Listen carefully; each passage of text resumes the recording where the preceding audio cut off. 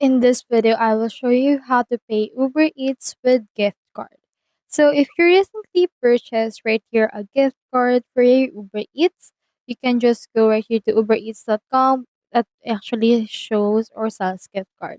You click on the send a gift right here, and then you can just choose the card type as well as the sign and amount for your food gift card.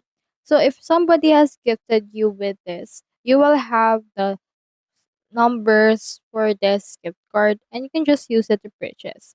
For example, let's go right here to our Uber Eats and I have something right here into my cart.